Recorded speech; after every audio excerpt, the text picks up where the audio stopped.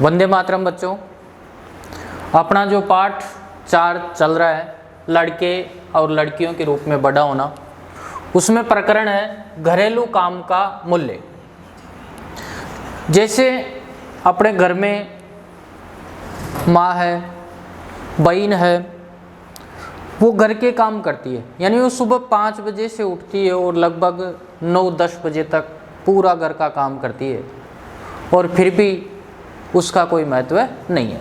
वैसे ही अपने पाठ में दे रखा है हरमीत के परिवार, यानी हरमीत का परिवार है और उसमें जो हरमीत की पत्नी है जसप्रीत, वो सुबह जल्दी उठकर अपने परिवार में जो घरेलू काम है 5 बजे उठती है और अपने परिवार के जितने भी घरेलू काम है, झाड़ू निकालना, पोंछा लगाना, खाना बनाना, कपड़े धोना, पानी भरना, ये पूरा काम करती है। शाम को भी खाना बनाती है और लगभग 12 बजे तक वो परिवार के काम पूरे करके रात को सोती है। फिर भी परिवार में उसके काम को महत्व नहीं दिया जाता।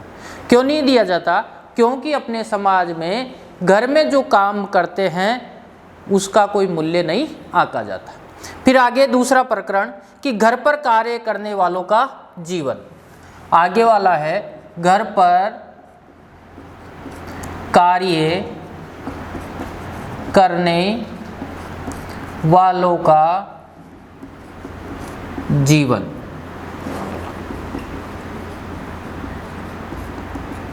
बड़े बड़े शहरों में क्या होता है, खाना बनाने वाली, पोंछा लगाने वाली, साफ सफाई करने वाली अलग अलग औरतों को रखते हैं। बड़े बड़े पैसों वाले वो इनको रखते हैं और जहाँ पर खाना बनाने के अलावा घर के अन्य काम करने के लिए छोटे बच्चे भी रखते हैं। तो इसमें क्या कर रखे हैं, जैसे अपने पाठ में दे रखा है, कहानी है दिल्ली की। दिल्ली में एक सेठ है, उसके 3 मंजिल मकान है।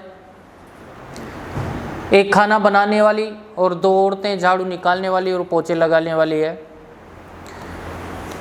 खाना बनाने का उसका काम है सुबह से शाम तक और उसको सुबह नाश्ते में 1 कटोरी चाय और 2 रोटी मिलती है। चप्पल वो घर में पहन नहीं सकती। उनकी ऐसी हालत हो जाती है कि सर्दी के दिनों में उनके पैरों में सूजन आ जाती है। शाम को जब वो खाना खाती है तब वो रोटी बनाती है, रोटी बनाने वाली बाई जी। तो अन्य दो लड़कियां हैं जो झाड़ू और पोंछा करती है, उनको 2 रोटी से उनकी भूख शांत नहीं होती। तब वो क्या करती है कि बेचारी चुपके से उसको उनको एक एक रोटी और दे देती है। जो घर में मालकिन है वो उनके साथ अच्छा व्यवहार नहीं करती है। ये अपने घरेलू जीवन में जो आम समाज की बात है वो आती है। अब आगे है महिलाओं का काम और समानता। आगे का प्रकरण है महिलाओं का काम और समानता।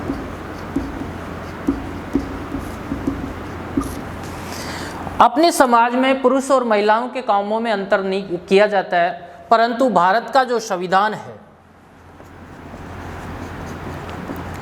भारत का संविधान, इस संविधान में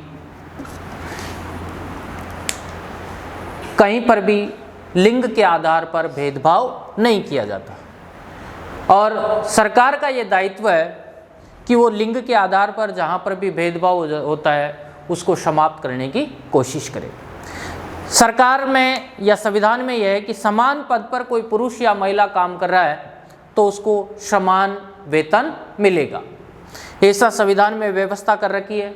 और धीरे धीरे सरकार की ये कोशिश है कि वो समाज में इस लिंग आधारित भेदभाव को अनेक योजनाओं के द्वारा, अनेक प्रकार के प्रयोग चलाकर, अनेक प्रकार के उद्योग धंधे चलाकर या अनेक प्रकार के प्रोत्साहन देकर इस योजना को समाप्त करने की ओर अग्रसर है।